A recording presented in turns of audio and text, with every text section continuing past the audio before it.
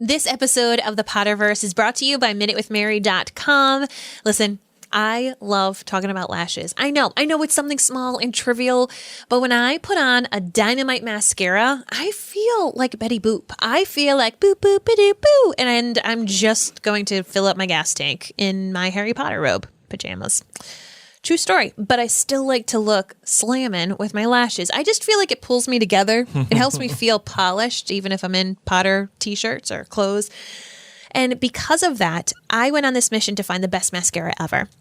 And I found it, and I fell in love with it even so much that I decided to become part of the company and now sell it. You could find it at MinuteWithMary.com. But since you're a podcast listener of ours, I thought I'd make it extra sweet and get you 15% off my favorite mascara. It's this 4D mascara, and it gives you the look of false eyelashes without dealing with all that tacky glue and all that craziness going on.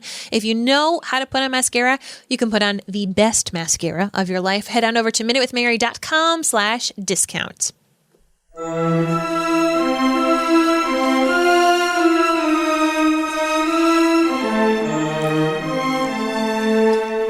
From Providence, Rhode Island, welcome to the Potterverse. It's a podcast dedicated to the book and film universe of Harry Potter. So grab your favorite wands and time turners. Let's step into the night and pursue that flighty temptress adventure.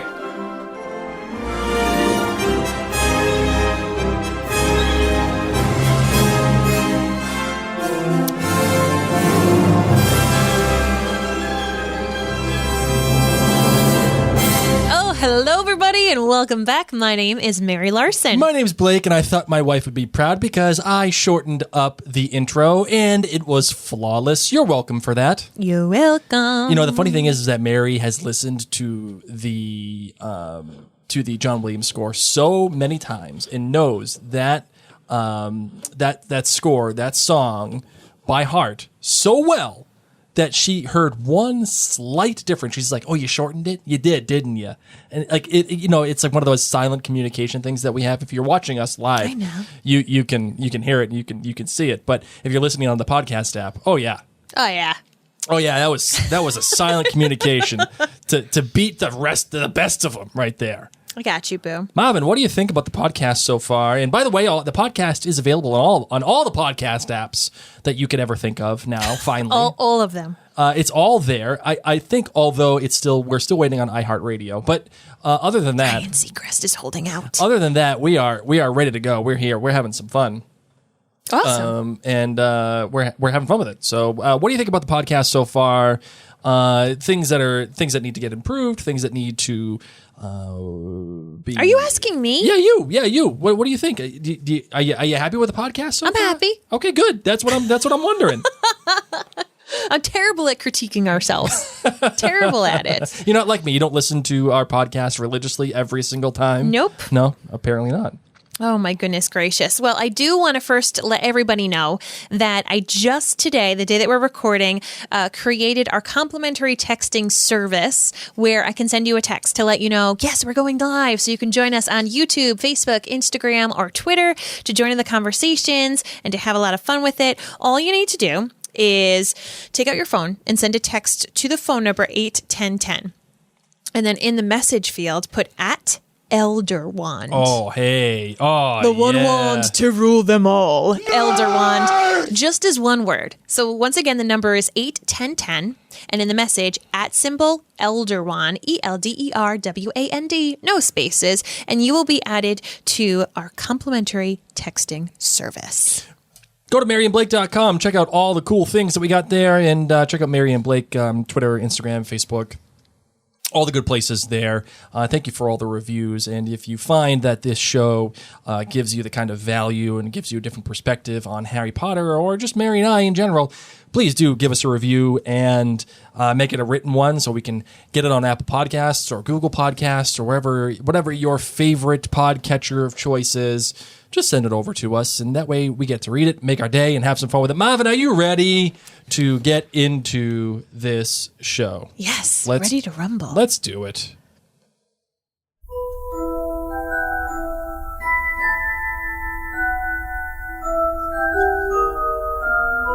The title that of the chapter we're talking about today is Chapter 2, The Vanishing Glass.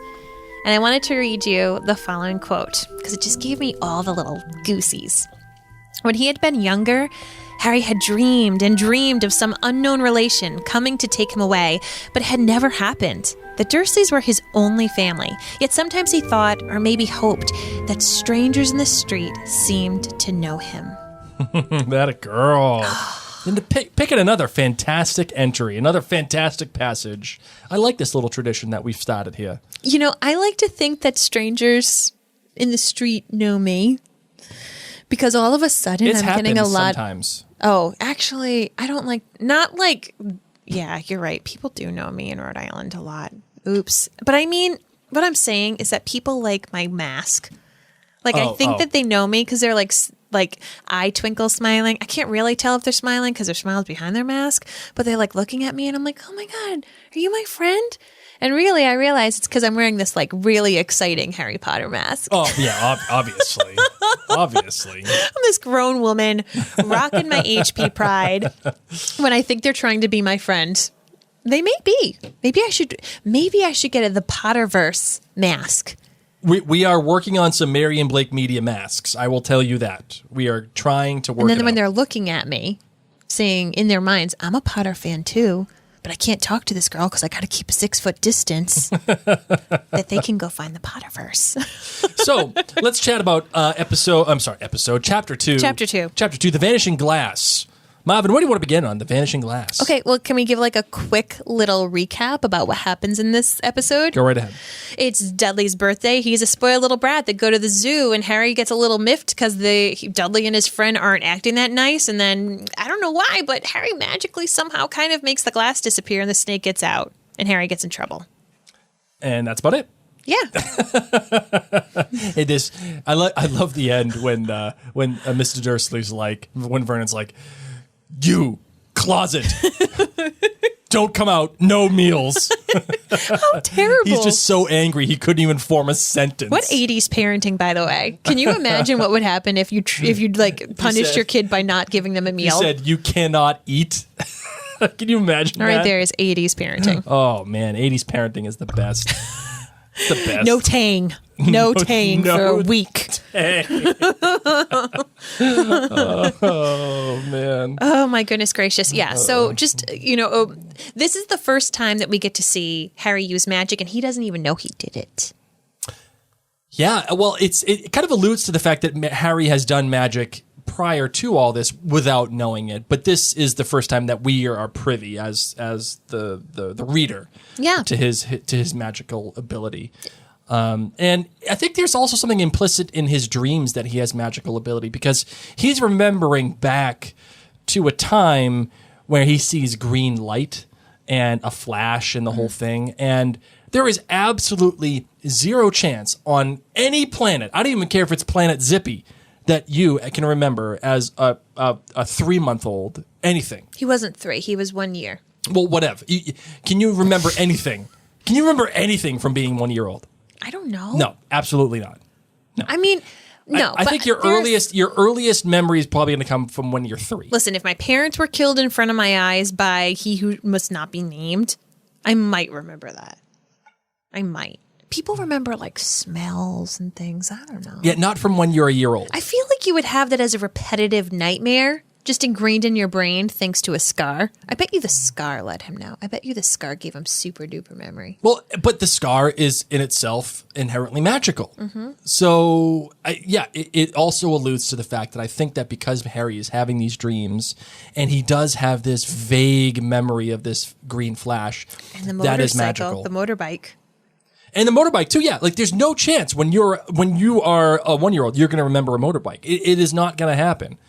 Unless you're Harry Potter. Because you have magic. But, they go into talking about how these different things have happened to him over time that he can't explain. And it was just fun little references, like the fact that Uncle Vernon always says that Harry needs a haircut because Harry honestly does always need a haircut. His hair just keeps growing. He'll have it cut and then right away it just grows right back. Or how he was being, picked on and he was suddenly on the top of a building. Like just all these little random things that happened to him that he can't explain. He doesn't even know he's doing it, but it just happens to him. Yeah, there's a lot of great things that happen in this chapter. A lot of things that just kind of, again, allude to a much larger world. But one of the things that I really love about this chapter is the way that it begins. And the way that it begins is you can feel the movement. You can feel the kind of scene that the author is trying to create. It feels really tactile. It feels really important. And it gives you a clue about the people and how they live their lives. And the way that the chapter begins is this. The sun rose on the same tidy front gardens and lit up the brass number 4 on the Dursleys' front door. It crept into their living room, which you touching everything, Mom. I was trying to make the camera go on you. Wow.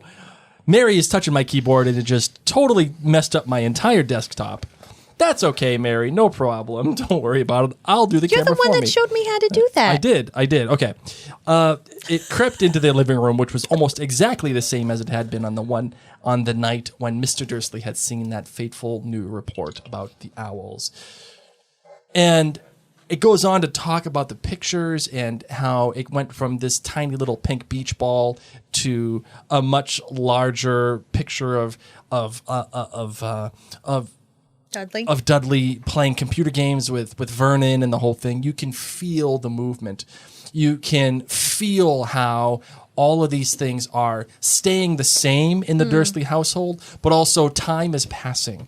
And I felt like that was such a unique and beautiful way to really get into the story of Harry Potter. Not only were we introduced in the first chapter outside of Harry's perspective, and we were starting with the Dursleys, but we're continuing on with the Dursleys again. And it's giving you a history of the Dursleys and not necessarily Harry. Yeah, this introduction made me think about how when I go to someone's house, the first thing I do when they welcome me is I just peep at all the pictures on the mantle and in the living room hanging, and it gives you a sense of who their family is, what they think of as important, their most momentous moments. And I love to ask people about those pictures. Who is this and when was this taken? And that's what the author was able to do for us. It was able to explain the important people in this family by leaving a certain character out. Yes. That's the idea, at least. I think we're in good hands when it comes to the author and the way that she wants to tell this story. Do you feel like the way that she's introduced the story and the way that she's continue on with this chapter, that it's really good scene setting and really good storytelling so far? Yeah, it's funny because of course we're told by Minerva McGonagall that they're the worst sort of muggles. And yet, they do seem kind of ordinary. Yes, Dudley's a dweeb of a baby, but a lot of babies are, okay? Not every baby's a little angel, and a lot of women are a little nosy, and a lot of men are a little nosy and, judgmental. But in this chapter, we do get to see how terrible of muggles they are, that they treat a child in such a disgustingly wrong way. Do you think it borders on caricature, the way that they treat Harry? It feels almost too much? No? How come? Because sadly, I know that some children are treated like this. Mm-hmm. I mean, I wish I could easily say, oh yeah, this is just fiction. I mean, a lot of people have different upbringings. And I think that that's one of the things that catches people about Harry Potter is that a lot of people's home lives are not the traditional ones that you see in television or read about in books that are filled with love and joy, caring environments. And I'm not saying that everybody lives in a cupboard under the stairs, but I do think that there are families where there is a child who is liked and a child who is not liked, and they are treated very differently. And I think that there is a child who often has to do chores more. I mean, still in this generation, but I know in generations past, physically harming children, there was frequently a child who was the one that was picked on physically. So when I read this, I didn't see it too caricatured. I saw it as this family just is wretched. It reminded me a lot of Matilda. We're reading Matilda with the kids. Oh, yeah. Okay. Yep. And yet again, like here's a family who treasures one child and they think that Matilda's garbage and they treat her terribly as well. So do you get a real good sense of what the Dursleys are about in this chapter? And given the first chapter and this chapter, do you get a good sense of who they are and what they're doing to Harry? But not only Harry, but what they're doing to Dudley. Right? Like, the way that Dudley acts. 36. 36. Last year I had 37. I think there's an argument to be made that I like that's either nature or nurture. Like, that just depends on the kind of person that you are. But in my estimation, the way that Dudley acts, that seems like a manifestation of how freaking awful the Dursleys are. And then when you contrast that against Harry, and how Dudley is he is literally the opposite of Harry in every way. Harry is skinny, he is small, he is meek, he lives in a cupboard. He's also grateful. Dudley is upset that he only has 36 presents. Mm-hmm. Only 36. And he wants this birthday just to himself with his friend Piers. And we see Harry, who gets the cheapest ice cream. He's so happy about it. He's so happy. He says it was like the best day of his life or the best morning of his life. Yes. Yeah. To have actually gotten to go to the zoo and get, like a little lemon ice, and for that to be something very special, even though he knew it's because it was the cheapest one. Because, of course, we're reading this, from his perspective, pretty much. Like, he knew it was cheap. But he was still so happy about it. And, the funny thing is that whenever you have a particular story, whenever you're crafting something, you have a protagonist, who in this case would be Harry, and then you have an antagonist. And generally, every single scene, there's a protagonist and an antagonist. And the way that their author is writing it is that Dudley is the absolute antagonist of this story so far, especially with the way that she ends the I would say Vernon. I don't know. The reason why I say that is because, again, Dudley is the opposite of Harry in every way, but yet they both want the same thing. They want attention from their family. Regardless of whatever Harry thinks about the Dursleys, he still considers them family. He even said, the narrator of the chapter even says so. Like, the Dursleys are the only family that he knows. But more on top of that is that Harry wants to belong. Harry wants a family. And Dudley wants the same thing. He even has his own gang that at the end of the chapter, the author says that nobody went across Dudley's gang. They both want to feel a part of something. Because of that, they both want the same thing. They're opposites of each other. It feels like Dudley is the antagonist of this chapter. See, maybe it's just because I know what happens in latter books, of course, but I feel bad for Dudley. And we talked about how we're often going to be looking at chapters through different viewpoints. And I want to look at this through actually Dudley's perspective. Dudley was raised by his parents, that he was the center of the world. And this is why I put more blame on the parents. Sure. Yes, there are spoiled brat children. Dudley is still a wee child at this point. That his parents have taught him this. His parents have told him, you're the world, you get whatever you want. We didn't get you enough presents, no worries. We'll get you some more on the way to there. Mm-hmm. We'll make it so that they put down Harry in front of him so he thinks it's okay. It's like when you raise your children to be racist, that is what they know because they've heard their parents, react that way. Sure. So, when children are this young and their biggest educators and influencers are their parents, that is who I blame. And because of that, I do not feel comfortable saying that in this chapter, Dudley's an antagonist. I feel badly that Dudley has been raised in such a cruel environment where he feels so elite compared to his cousin that, I'm not saying he's perfect at all. I think that it's very wrong that he picks on him. But, he doesn't know any different. And he's always been praised at school. He's the leader of his gang at school. Mm-hmm. And it makes me so excited for him to be put in his place with a darn pigtail and to hear that Harry is magical and to have the fear of power. You know what I mean? Just for him to have the rug pulled out from under him, for him to realize at some point, like, there's this whole other world out there. And in the last, I think it's the last book, second to last book, I'm trying to rack my memory now, Dudley apologizes. Like, Dudley realizes he's a schmuck when he's older and wiser. Sure. Actually, Kate Duggan here on Facebook says you could say the same thing about Draco. Mm-hmm. Yes. And, Draco also has this moment at the end of the series where he's like, oh my God, wow, I was wrong. And that's great. Like, that's a character arc, that you start one way.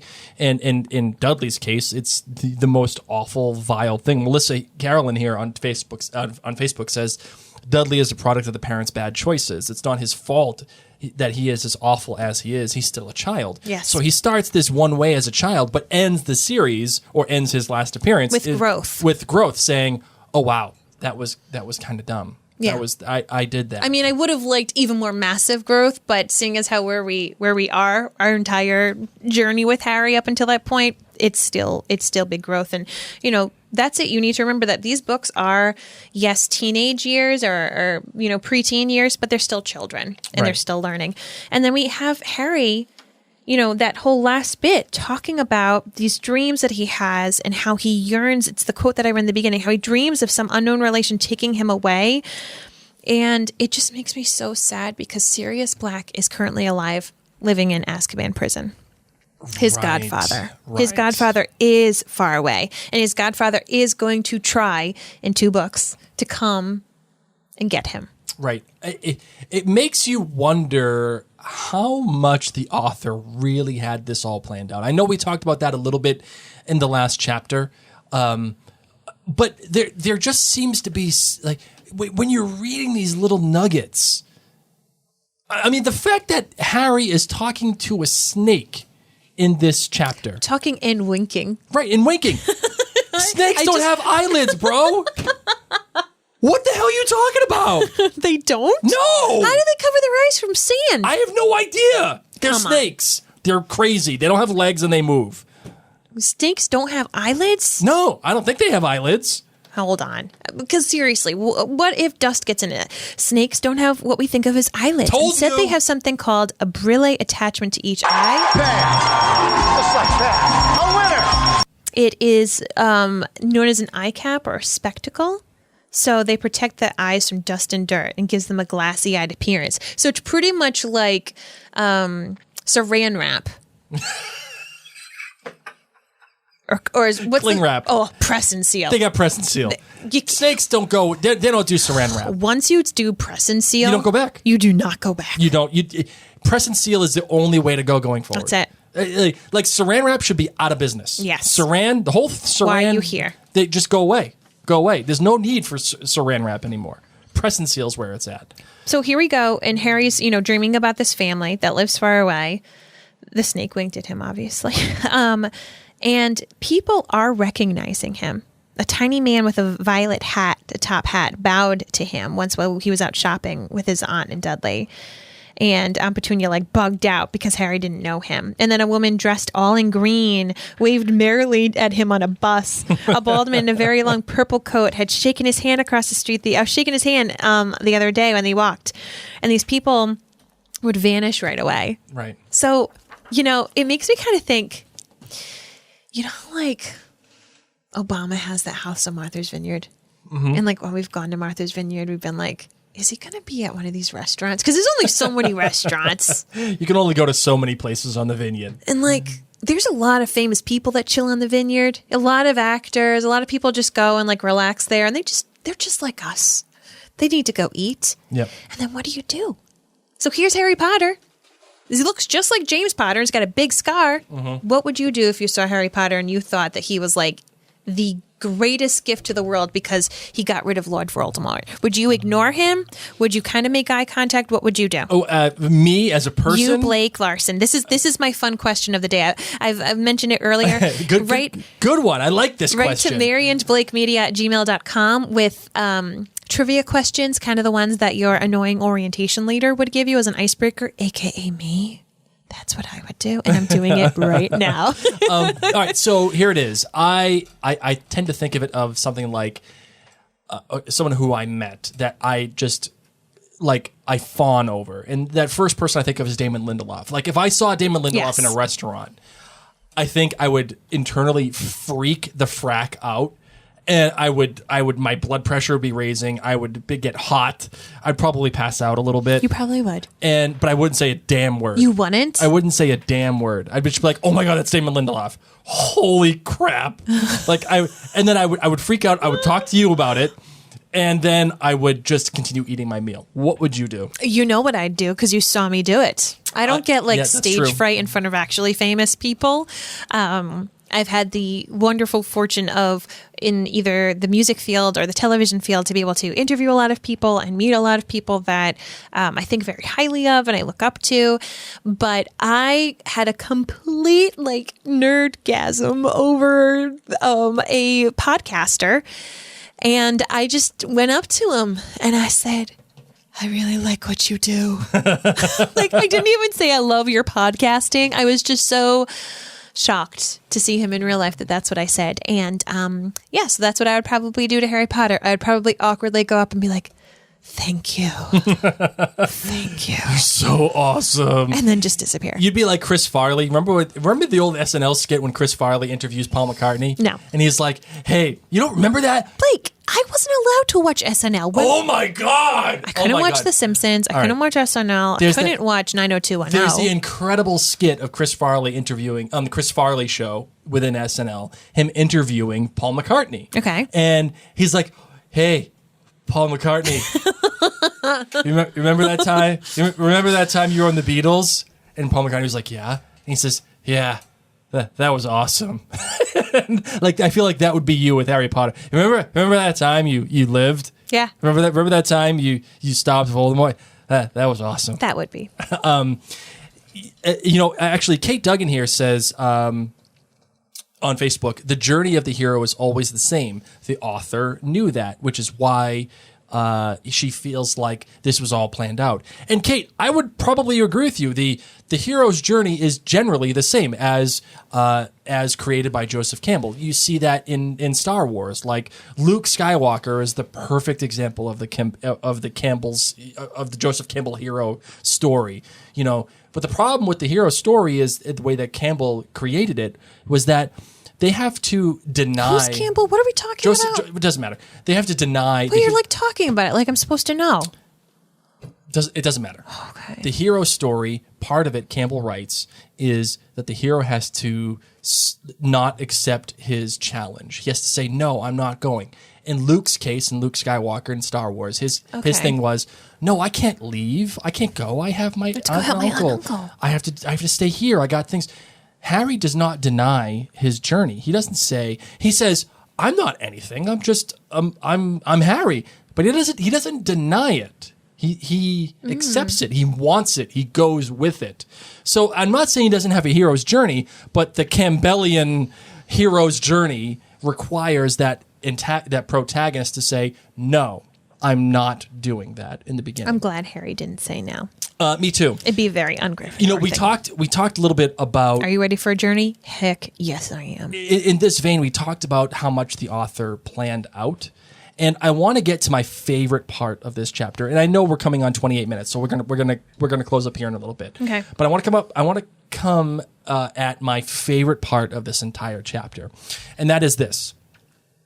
Harry had always been skinny for his age. He looked even smaller and skinnier than he really was because all he had to wear were old clothes of Dudley's, and Dudley was about 4 times bigger than he was.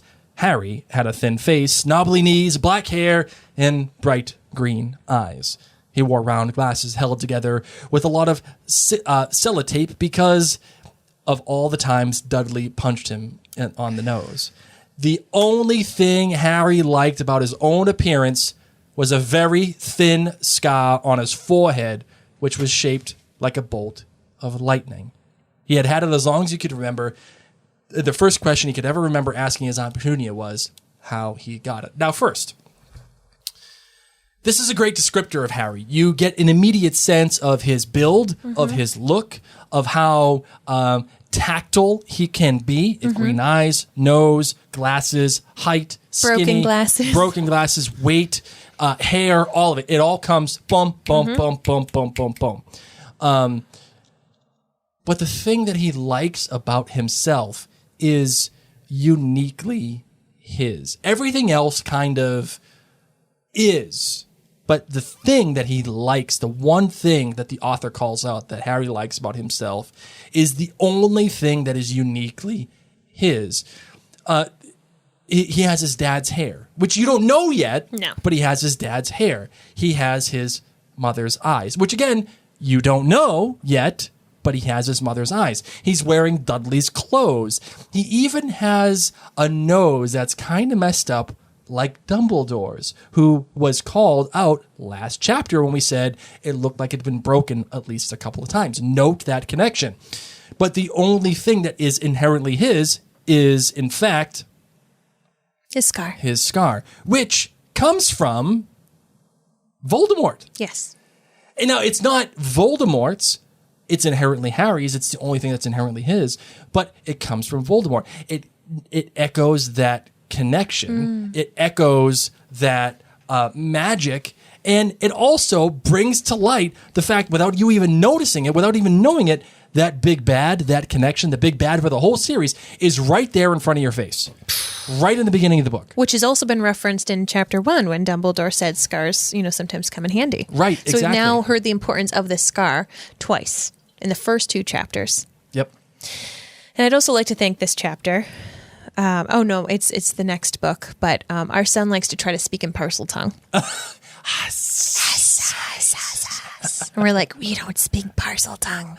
We are not descendants of Salazar, Slytherin, honey. Can we just talk about, we're going to close up here in 1 minute, but can we just talk about the fact that parcel tongue is already happening in chapter 2, and where it's connected to later on. You don't even know anything about parcel tongue at all. And the funny thing is that there was zero context. All of a sudden, Harry is just talking to a snake. But he's just talking. Yeah. And he doesn't think it's that big of a deal. He's like, oh, it winked. Where are you from? Cool. I'm not, just chilling. Just straight chilling with the snake. Chilling, having fun, talking about Brazil. Love it. Growing up in captivity. Thanks, amigo. Oh my goodness gracious. The author just expects you to just go along.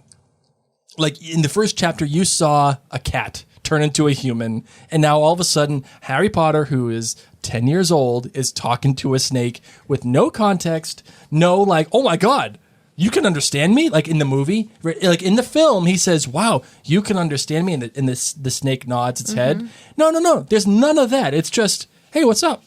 Hey, you're a snake, I'm a human, we're talking. Just straight chilling. Chilling. Winking eyes. I think that was, it's a lot to accept.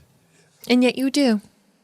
Yeah, when you were reading it, were you like, wait, hold on? Nope, I just kept turning the page. I was like, all right, talks to snakes. All right, cat turns into woman. Cool. Sign me up. That's funny.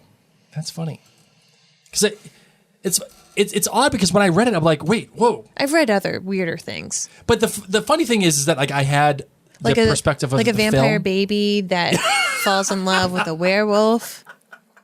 But it's a baby. But it kind of acts like an adult. So I've read weirder things. Yeah, that's true.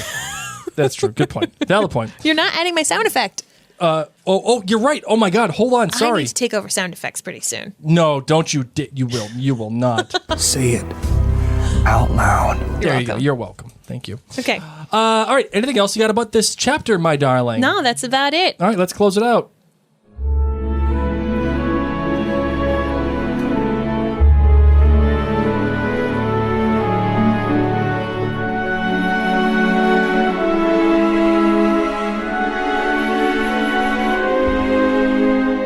We'd like to thank you so much for joining us on the Potterverse. And if you could take a moment to share this with your friends, whether it's hitting that share button on Facebook or Twitter, retweeting, or sharing a YouTube link here or there, or even taking a screenshot of either the live video or the podcast that you're listening to and sharing that in your Instagram or Facebook stories. Help other Potterheads find the Potterverse. And remember, go to the jointhenerdclan.com to get all of the great benefits that Mary and I offer to you as members of the Nerd Clan.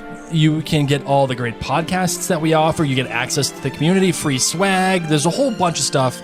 JoinTheNerdClan.com. Check us out, too, on all the social media. Mary and Blake, just Instagram, Twitter, Facebook, all of it. Mary and Blake, we're here for you. We're having fun. We're talking about Harry Potter What do you say? Stay tuned for the next episode in which we'll take care of Chapter 3, The Letters from No One. We are planning on going live on Facebook Mondays, definitely. Hopefully Wednesdays on Facebook, Twitter, Instagram, everywhere. So we'll see you there. For now, my name is Mary. My name is Blake. Mischief managed.